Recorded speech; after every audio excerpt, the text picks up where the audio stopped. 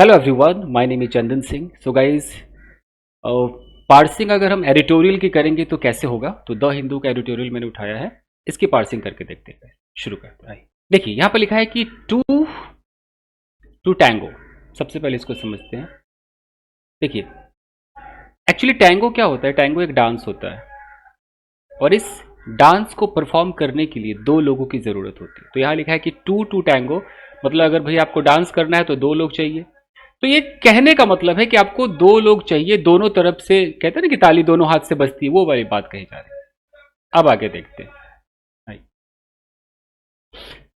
यहां है कि इंडिया एंड बांग्लादेश, तो दो लोगों की बात हो रही है ना, India and Bangladesh must grapple with the new realities in ties. देखिए ये हमारा सब्जेक्ट हो गया गाइस। ये पार्सिंग है, तो बोर अगर होते हैं तो आप फिर मत सीखिए, चले जाइए। जो लोग बोर नहीं होते वही बैठे। ये सब्जेक्ट हो गया, इंडिया एंड बांग्लादेश आपका सब्जेक्ट हो गया।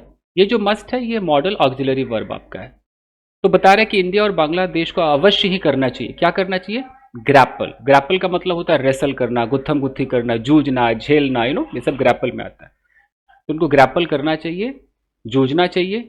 किस चीज से? न्यू रियलिटी से। जो नई रियलिटीज है, जो नई चीजें सामने आ रही है, उससे उनको रेसल करना चाहिए, उनसे लड़ना चाहिए, ग्रैपल करना चाहिए। इन टाइज, टाइज का मतलब है कि इन दोनों में जो संबंध है, तो इंडिया और बांग्लादेश में जो संबंध है, उन संबंधों में जो भी न्यू रियलिटीज है उससे जूझना चाहिए, अवश्य ही जूझना चाहिए। जो कोई ऐसा पॉइंट होगा तो मैं लिख करके भी आपको समझाऊंगा, टेंशन मत लीजिए। यहां लिखा है कि amidst amidst fast deteriorating ties. पहले तो यहीं तक देखते हैं। ये जो वर्ड है ना गाइज, ये बहुत अखबारों में आता है। अमिड्स, इस पे फोकस कीजिएगा। अमिड्स का मतलब होता है, जैसे अमंग हम बोलते हैं ना, अमंग, वैसे अमिड्स होता है। अमिड्स का मतलब होता है के बीच में। अब ये मैं आपको समझाता हूं अमिड्स कैसे लोग यूज करते हैं। देखिए ये है अमिड्स। तो अमिड्स का मतलब है किसी चीज के बीच में। अगर मैं कहता हूं कि अमिड्स दिस टेंशन, तो यहां पर अमिड्स के बाद ना आपको कोई एब्स्ट्रैक्ट नाउन यूज करना है, जैसे टेंशन हो गया, यानी कि इस टेंशन के बीच में, ये टेंशन चल रहा है, इस टेंशन के बीच में, amidst this tension she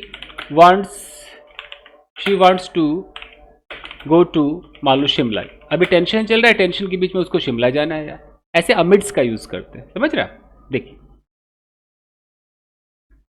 fine guys, तो आपने देखा कि अमिड्स का मतलब है उसके बीच में। तो अमिड्स फास्ट डिटेरियोरेटिंग टाइज। अभी टाइज हमारा नाउन है, तो इस नाउन को मॉडिफाई करने के लिए ये आया फास्ट डिटेरियोरेटिंग। ये देख रहे हो, डिटेरियोरेटिंग क्या हो गया? फिर एडजेक्टिव हो गया।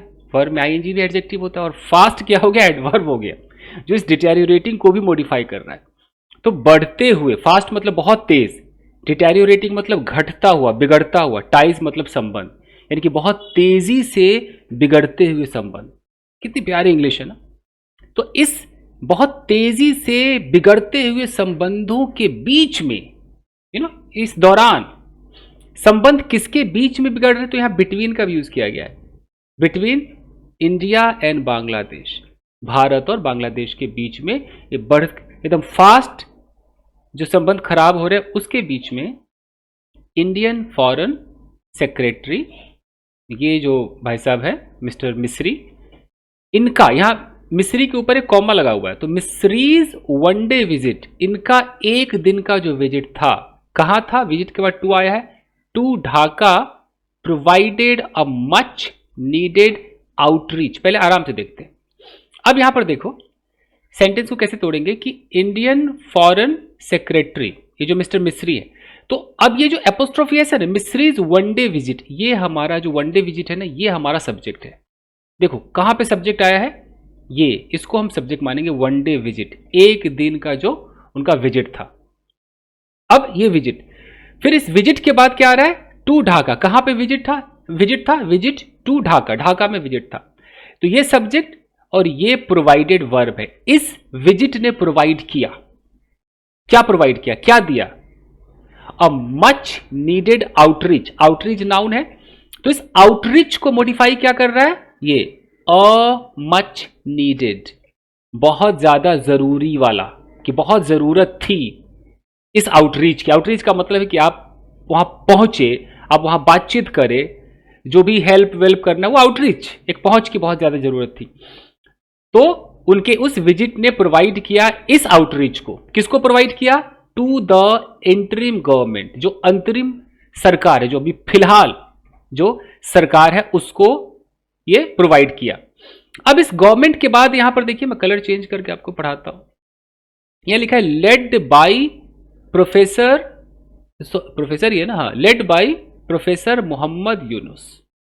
अभी जो सरकार है वो किसके द्वारा नेतृत्व की जा रही है? तो लेड बाय, इसे बोलते हैं पास्ट पार्टिसिपल फ्रेज, कि वो इंटरिम गवर्नमेंट जिसको नेतृत्व किया गया led by professor Mohammad Yunus के द्वारा नेतृत्व किया गया है, ऐसे सरकार के पास जो उनकी ये आउटरीच गई है और ये उनके विजिट ने प्रोवाइड किया है इस आउटरीच को। देख रहे हो? समझ गया पार्सिंग कैसे तोड़ करके पढ़ते हैं? चलिए अब यहां से इसकी पार्सिंग करते हैं। ये पार्सिंग है, मैं न्यूज नहीं सुना, न्यूज सुनाता तो मैं अब तक तो खत्म कर देता। Parsing, sentence breaking. The bilateral, ठीक है, द बाइलेटरल, और अच्छा कलर डालते हैं इसमें, ये डालते हैं द बाइलेटरल। बाइलेटरल का मतलब क्या होता है? दोनों पक्ष, तो दो पक्षीय, bilateral, comma, and once model. Model का मतलब अच्छा, आदर्श, बहुत ही एकदम मॉडल था। कभी, वंस कभी, बहुत ही आदर्श वाली बात थी। दो पक्षीय आदर्श वाली बात, अभी भी कुछ समझ में नहीं आ रहा है, अब देखते हैं। Relationship, okay, once and once model relationship मतलब रिश्ता विद बांग्लादेश। अब यहां पर लिखा है has been unravelling ever since prime minister Sheikh Hasina fled to India. यहां से आता है, ये पूरा देख लेते हैं क्या कह रहा है। बाइलेटरल, दो पक्षीय, वंस मॉडल जो पहले का बहुत अच्छा था, रिलेशनशिप जो रिश्ता किसके साथ? बांग्लादेश के साथ। तो ये जो बाइलेटरल है हैज बीन अनरेवलिंग। अब हैज बीन इसके लिए आए, बाइलेटरल जो रिलेशनशिप है हैज बीन अनरेवलिंग। अनरेवल का मतलब है कि अब पहले ऐसे था, अब धीरे धीरे खुल रहा है मतलब खराब हो रहा है, बिगड़ रहा है। अनरेवल एक्चुअली होता है कि कोई चीज उलझे को सुलझाना, लेकिन यहां अनरेवल का मतलब है कि कोई चीज ऐसे था, घनिष्ठता थी, अब वो अनरेवल हो रहा है, अनरेवल दूर हो रहा है। हैज बीन अनरेवलिंग, दूर हो रहा है। कब से दूर हो रहा है? एवर सिंस, जब से prime minister Sheikh Hasina fled to India, जब से वो इंडिया भागी है, तब से जो इनका बायलैटरल जो रिलेशनशिप है वो धीरे धीरे कम हो रहा है। एवर सिंस मैं आपको सिखा सकता हूं, आइए देखिए ये एवर सिंस है। कभी भी जो आप एवर सिंस का यूज करेंगे तो याद रखिए इसके बाद आपको पास्ट इंडेफिनिट टेंस का यूज करना है, और उसके बाद या तो प्रेजेंट परफेक्ट या प्रेजेंट परफेक्ट कंटिन्यूस का यूज करना है। अगर मैं कहता हूं कि I have been thinking about that girl, मैं उस लड़की के बारे में सोचता आ रहा हूं, कब से? अब मैं लगाऊंगा एवर सिंस शी हग्ड मी, जब से उसने मुझे गले लगाया ना, तब से, उस पॉइंट से I have been thinking about her, मैं उसके बारे में सोच रहा हूं। तो ये एवर सिंस होता है कि जब यह कोई चीज हुआ उस पॉइंट से क्या होता आ रहा है, आप उसको हैव बीन हैज बीन में दिखाएंगे। क्लियर? तो यहां तक एकदम मान के चलो हो गया। चलिए अब आगे बढ़ेंगे आराम आराम से, हौले हौले। These include India's concerns. These का मतलब ये, इंक्लूड मतलब शामिल है, इंडियाज कंसर्न इंडिया की चिंताएं, इन चीजों में इंडिया की चिंताएं हैं। ओवर अटैक्स, किस चीज पर चिंताएं हैं? अटैक्स के ऊपर, आक्रमण के ऊपर। ऑन माइनॉरिटीज, किस पे आक्रमण हो रहे हैं? माइनॉरिटीज पर हो रहे हैं, पर्टिकुलरली खासकर हिंदूज पर हो रहे हैं। तो यहां तक तो हो गया कि दीज इंक्लूड, इन चीजों में शामिल है इंडिया की चिंताएं। ओके, इंडिया की चिंताएं शामिल है। किन चीजों में शामिल है? जो रिश्ते खराब हो रहे हैं और ये ब्ला ब्ला जो भी हो रहा होगा, इनमें शामिल है इंडिया की चिंताएं। ओवर अटैक्स, चिंता है अटैक्स पर, अटैक जो कि माइनॉरिटीज पर हो रहे हैं, पर्टिकुलरली खासकर हिंदुओं पर हो रहे हैं, comma, Bangladesh's anger over unwanted Indian influence. अब यहां पर क्या आ रहा है? बांग्लादेशेस, यहां पर एपोस्ट्रोफी है, बांग्लादेश का एंगर, गुस्सा। किस चीज पर गुस्सा? ओवर एक ऐसा प्रपोजिशन है जो इन चीजों के लिए आता है। कोई मुद्दे के ऊपर, तो ऊपर के लिए ओवर लगाओ, over this problem, over that problem. Over जो गुस्सा है, over unwanted Indian influence. Unwanted क्या है? एडजेक्टिव है, पास्ट पार्टिसिपल फ्रेजेस है। बिना चाहे, अनवांटेड, जरूरत नहीं है उसको अनवांटेड कहते हैं। इंडियन इंटरफेरेंस, इंडिया की तरफ से कुछ इंटरफेरेंस हो रहा होगा जिसकी जरूरत नहीं थी, हस्तक्षेप हो रहा होगा। तो जो बांग्लादेश का जो गुस्सा है वो बिना मांगे बिना पूछे इस हस्तक्षेप पर है। एंड मिस हसीनाज कंटिन्यूड स्टे, और उसका गुस्सा किस चीज पर है? एंड लगा है, तो एंड का मतलब है कि गुस्सा ओवर, पूरा मान के चलेंगे। मिसेज हसीना के कंटिन्यूड, ये एडजेक्टिव है, लगातार। स्टे, लगातार जो उनका ठहराव है, इन इंडिया, इंडिया में, एज बांग्लादेश कॉल्स फॉर, क्योंकि बांग्लादेश मांग करता है, कॉल्स फॉर मांग करता है, यह फ्रेजल वर्ड, मांग करता है हर टू स्टैंड ट्रायल, कि वो ट्रायल में स्टैंड हो, यानी कि ट्रायल के लिए मौजूद हो। ओवर चार्जेज, किस चीज पर ट्रायल है? चार्जेज पर। ऑफ पुलिस क्रैकडाउन, यानी कि पुलिस की कार्रवाई उसने की होगी, उसके चार्जेज है। एंड करप्शन, उसने करप्शन किया होगा, ये चार्जेज है। यहां तक मतलब निकला। देख रहे हो क्या हुआ कि बांग्लादेश जो है वो गुस्से में है। वो चाहता है कि शेख हसीना जो है वो लगातार इंडिया में रह रही है, तो इनका मांग है कि वो आए, उस पर ट्रायल होगा कि उसने पुलिस की गलत कार्रवाई की होगी, करप्शन क्या होगा, उसका ट्रायल होगा। इस पर गुस्सा है। और इंडिया अनवांटेड हस्तक्षेप करता है, उस पर गुस्सा है। और जो इंडिया है उसको गुस्सा है कि वो माइनॉरिटीज पे वो लोग हमला कर रहे हैं। हो गई कहानी। अब आगे देखिए। इन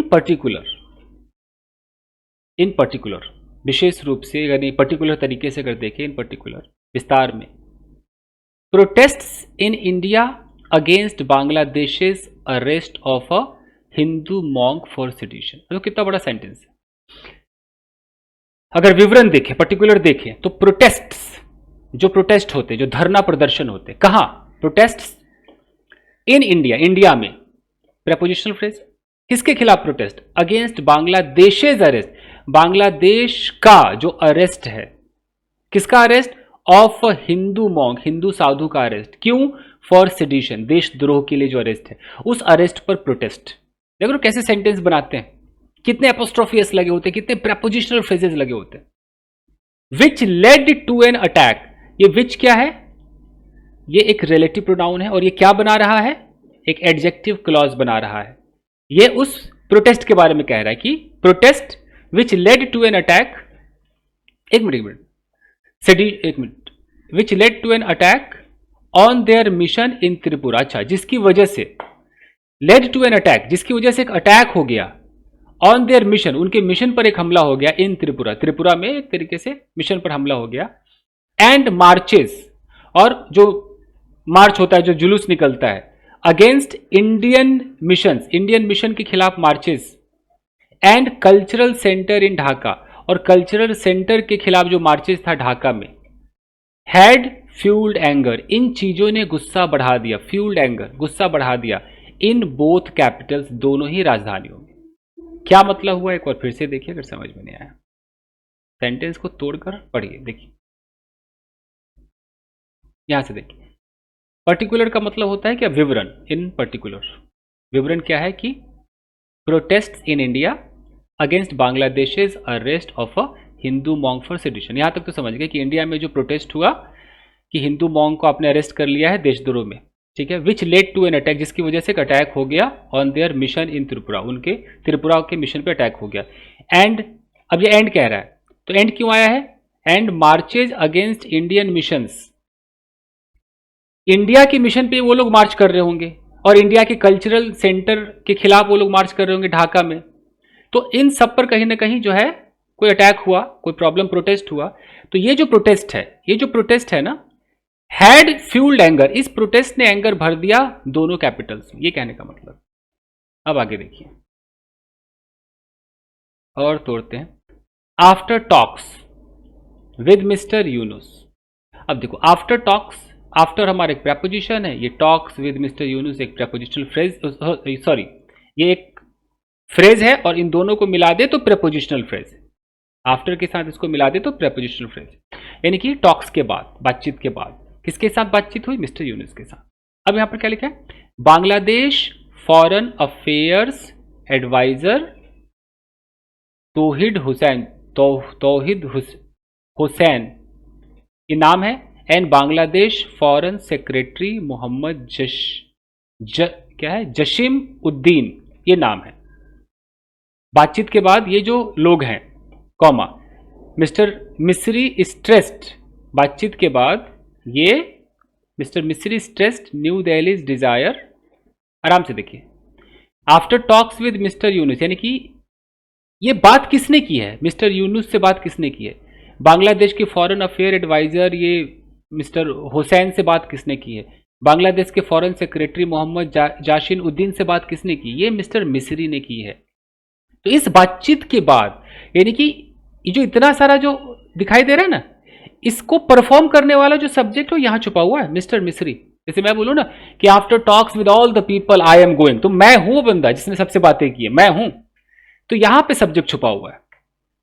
तो जो मिस्टर मिस्री है, इन सारी बातचीत के बाद स्ट्रेस जोर दिया, न्यू दिल्ली डिजायर, यानी कि इंडिया का जो डिजायर है, जो उसकी चाहत है, क्या करने की, टू वर्क, यह हमारा इन्फिनिटिव है, काम करने की जो चाहत है, क्लोजली मतलब एक साथ, with the interim government of Bangladesh, Bangladesh के जो अभी अंतरिम सरकार है उसके साथ जो चाहत है काम करने की, उस पर जोर दिया मिस्टर मिस्री ने इन सारी बातचीत के बाद, विच वॉज वेल रिसीव्ड, और इस बातचीत को अच्छे तरीके से रिसीव किया गया। यहां विच क्या है, एक रिलेटिव प्रोनाउन है और ये एक एडजेक्टिव क्लॉज बना रहा है, वो उस टॉक्स को बता रहा है कि आफ्टर टॉक्स, ये टॉक्स के बाद ऐसे ऐसे उन्होंने स्ट्रेस किया और इस चीज को, इस स्ट्रेस को अच्छे से रिसीव किया गया, मतलब सॉरी, इस डिजायर को, ये जो है ना न्यू दिल्ली का जो डिजायर है, इस डिजायर के लिए आया कि विच वॉज वेल रिसीव्ड, इस डिजायर को अच्छे से रिसीव किया गया।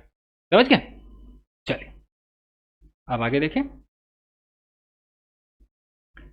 Unlike the shrill rhetoric in Delhi, his measured comments acknowledged the concerns of both sides over the regrettable incidents of attacks on cultural, religious and diplomatic properties।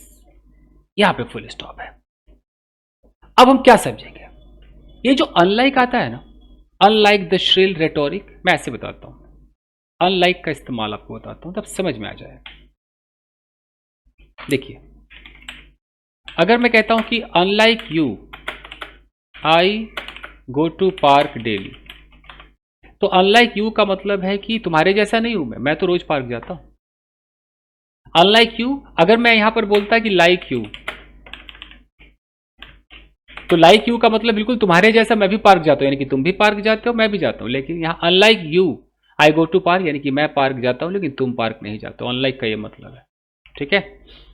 तो ऐसे ही unlike the shrill, shrill का मतलब होता है कान को चुभा देने वाला, रेटोरिक का मतलब होता है बयानबाजी, सिर्फ कानों को चुभाने वाले बयानबाजी जो दिल्ली में होती है या इन दिल्ली में, उसके वैसा नहीं, उसके विपरीत हिज मेजर्स, उसका जो मेजर, नापा तौला, मेजरमेंट किया हुआ, एडजेक्टिव है ये, कमेंट्स, नापा तौला जो कमेंट्स है, एक्नॉलेज्ड, स्वीकारा, द कंसर्न्स, उन चिंताओं को समझा, और बोथ साइड, दोनों तरफ की चिंताओं को समझा। किस चीज पर चिंताएं थी, ओवर द रिग्रेटेबल इंसिडेंट, पछताने वाले जो इंसिडेंट्स होते हैं, किसके, ऑफ अटैक्स, किस पर attacks, cultural, religious and diplomatic properties पर जो अटैक होते हैं, उस बात को समझा। ऐसा नहीं कि खाली बयानबाजी कर दिया। हिज मेजर्ड कमेंट्स एक्नॉलेज्ड, उस कमेंट्स ने इस चीज को एक्नॉलेज किया, ठीक है जी। अब आगे देखिए,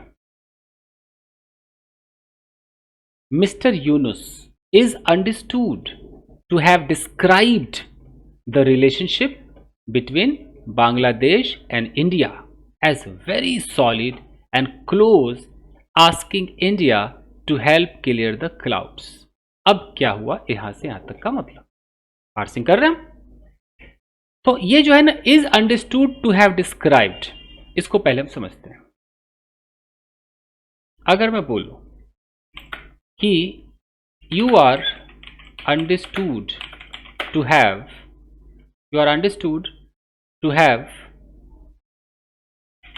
given him a lot of money.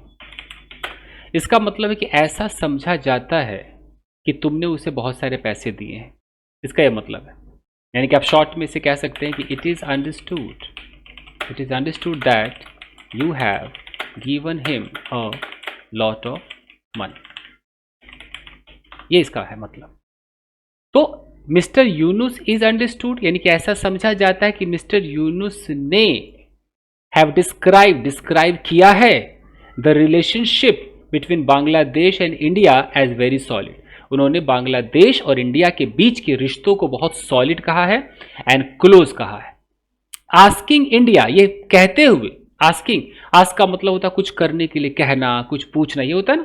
तो ये प्रेजेंट पार्टिसिपल है, asking India to help, India से कहते हुए कि वो हेल्प करे। किस चीज के लिए हेल्प करे? क्लियर द क्लाउड्स, जो धुंध छाया हुआ है ना, जो गलतफहमियां है ना, उसको दूर करने में मदद करे। और इस हेल्प के बाद कोई टू नहीं आया, ये हेल्प भी पॉजिटिव वर्ब में आता है। आगे देखिए, ही ऑल्सो सेड, उसने ये भी कहा, क्या कहा? कलर चेंज करें। उसने ये भी कहा that Mrs Hasina statements were creating tensions in Bangladesh, an issue that India must consider carefully. अब इसका क्या मतलब हुआ भाई? देखिए कि ही ऑल्सो सेड, उसने ये भी कहा दैट। अब ये जब दैट आता है ना, ये दैट हमारा एक कंजंक्शन होता है और ये एक नाउन क्लॉज बनाता है। यानी कह रहा है कि उसने ये भी कहा that Mrs Hasina statement, Mrs Hasina का जो स्टेटमेंट है ना, स्टेटमेंट्स वर क्रिएटिंग टेंशंस, वो टेंशन पैदा कर रहे थे। कहाँ? इन बांग्लादेश। अब यहां कॉमा में कह रहा है कि एन इशू, एक ऐसा इशू है that India must consider carefully, जिसे इंडिया को वाकई केयरफुली सोचना चाहिए, समझना चाहिए। ठीक है, चलिए अब आगे देखिए। The two sides also picked up the threads of previous talks on border management, comma trade and connectivity, comma cooperation in water, energy sectors, development cooperation, consular, cultural and people to people ties।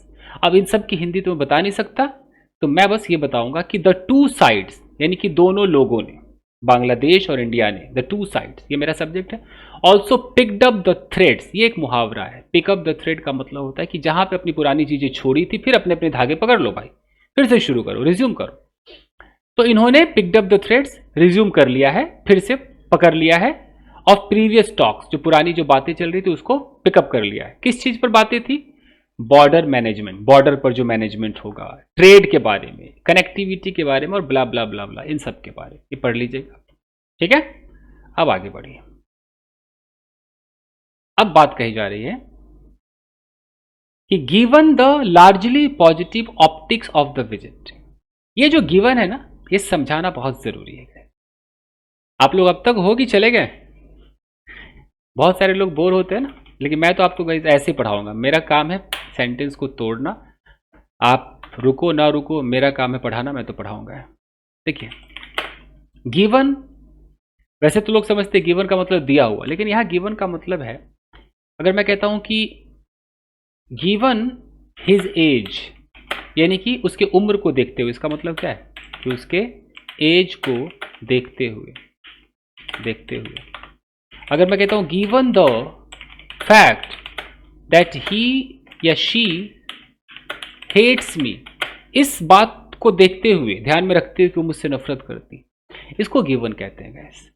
तो यहां पर क्या बात कही जा रही है कि गिवन द यानी कि देखते हुए, लार्जली बहुत बड़ा, पॉजिटिव यानी कि अच्छी चीज, ऑप्टिक्स मतलब दृष्टिकोण, ऑफ द विजिट, ये जो विजिट हुआ है, मिस्टर मिस्री जो गए हैं, तो इनके मतलब बहुत ही पॉजिटिव दृष्टिकोण को, बहुत ही बड़ा पॉजिटिव, बड़े रूप से पॉजिटिव दृष्टिकोण को देखते हुए, मतलब इसकी पॉजिटिविटी को देखते हुए, इट वुड एपियर, ऐसा लगेगा, ऐसा एपियर होगा, that there is an attempt, कि एक प्रयास है, to chart a new course in ties. अब ये भी मुहावरा है, चार्ट अ न्यू कोर्स का मतलब है कि अब उन संबंधों में एक नए कोर्स को इंट्रोड्यूस किया जाए, एक नई चीज रखी जाए। चार्ट मतलब चार्ट बनाओ, नया कोर्स मतलब एक नया सिलेबस पैदा कर दो।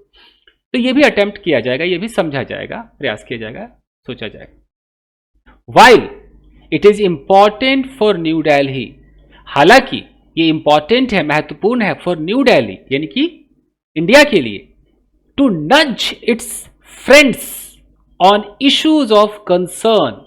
देखो नज का मतलब क्या होता है, ये अपने एल्बो से ना किसी को ऐसे ऐसे कर दोगे ना, उसको नज कहते हैं, हल्का सा याद दिलाने को, भूल गया, चल चल चल, उसको नज कहते हैं। तो कह रहा है कि इट इज इंपॉर्टेंट, बड़ा महत्वपूर्ण है इंडिया के लिए कि टू नज, कि थोड़ा सा कोहनी मार दो इट्स फ्रेंड्स, थोड़ा सा पुश कर दो अपने दोस्त को, ऑन इश्यूज, उन मुद्दों पर। कौन सा मुद्दा? ऑफ कंसर्न, चिंता, चिंता का जो मुद्दा है, किस चीज पर? Such as the attacks on minority, जो माइनॉरिटीज पे अटैक हो रहे हैं बांग्लादेश में, उस पर थोड़ा अपने दोस्त को बोलो, नज करो। As well as the need to restore a democratic and inclusive process at the earliest, और उस पर भी नज करो। एज वेल एज का मतलब है साथ ही साथ, द नीड की जो जरूरत है उस पर नज करो। क्या जरूरत है? टू रिस्टोर, रिस्टोर का मतलब है दोबारा से बहाल करो, फिर से उसको ले आओ, रिस्टोर करो। किस चीज को? Democratic and inclusive process, democratic लोकतांत्रिक, इंक्लूसिव का मतलब सबको इंक्लूड करके, उस प्रोसेस को भी लाओ एट द अर्लीस्ट, फटाफट लाओ, जल्दी लाओ। तो ये तो हो गया। तो हालांकि ये सब इंपॉर्टेंट है, अब ये वाइल से यहां से शुरू हुआ है, उसके बाद एक कॉमा है। अब कॉमा का मतलब है लेकिन, फिर भी, लेकिन the Modi government must also be prepared. ये सब तो ठीक है, इंपॉर्टेंट है, लेकिन जो मोदी गवर्नमेंट है उनको अवश्य ही, ऑल्सो बी प्रिपेयर्ड, उनको प्रिपेयर्ड भी होना चाहिए, टू हियर, ये सुनने के लिए, क्या? द वरीज, चिंताएं, of its friends and neighbours, अपने नेबर्स और दोस्तों की चिंताओं को सुनने के लिए भी तो तैयार होना चाहिए ना, ऑन सच इश्यूज, इस तरह के इश्यूज पर। क्या issues? That have a spill over effect in the region. Spill over effect का मतलब है कि बहुत ही साइड इफेक्ट, बहुत ही बेकार इफेक्ट, उनकी भी चिंताओं को सुनो जिसका क्षेत्र में बहुत बुरा असर पड़ रहा है, स्पिल ओवर इफेक्ट हो रहा है। एट अ टाइम, एक समय में, व्हेन चेंजेस इन गवर्नमेंट्स इन नेपाल, कि जब नेपाल सरकार में चेंज हुआ, श्रीलंका सरकार में चेंज हुआ, एंड द मालदीव्स, और मालदीव्स में कुछ हुआ होगा, have thrown up challenges to India, कि इन सब चेंजेस ने, ये जो चेंजेस जो हुए ना, इन सब ने इंडिया के लिए बहुत बड़ा चैलेंज खड़ा कर दिया, हैव थ्रोन अप, कर दिया है। The violent change in Bangladesh, और बांग्लादेश में जो वायलेंट चेंज है, जो हिंसक चेंज है, that saw the ouster of an Indian friendly leader, that, जिसने देखा, आउस्टर का मतलब हटा देना, of an India friendly leader, India से जिसका दोस्ताना रिश्ता था, ऐसे लीडर को हटा देना, was no doubt a blow. तो ये सब जो चीजें हैं, ये एक झटके से कम नहीं था। कितना बड़ा सेंटेंस है, देख रहे हो? कि at a time when changes in government, जब नेपाल में चेंज हुआ, श्रीलंका में, मालदीव्स में, तो इन सब ने तो इंडिया को भाई झटका दिया ही, चैलेंजेस खड़ा कर दिया, लेकिन ये जो वायलेंट चेंज जो हुआ, ये जो है वायलेंट चेंज जो है, इसने झटका दे दिया है, ये झटके से कम नहीं था। इट इज टाइम, यही वो समय है, हाउएवर, फिर भी, अभी भी वक्त है, ये समय है, फॉर इंडिया, भारत के लिए, to engage with the new realities in Bangladesh, Bangladesh में जो नई रियलिटी उसके साथ इंगेज करें, based on a strong understanding, एक मजबूत अंडरस्टैंडिंग के आधार पर। क्या अंडरस्टैंडिंग है?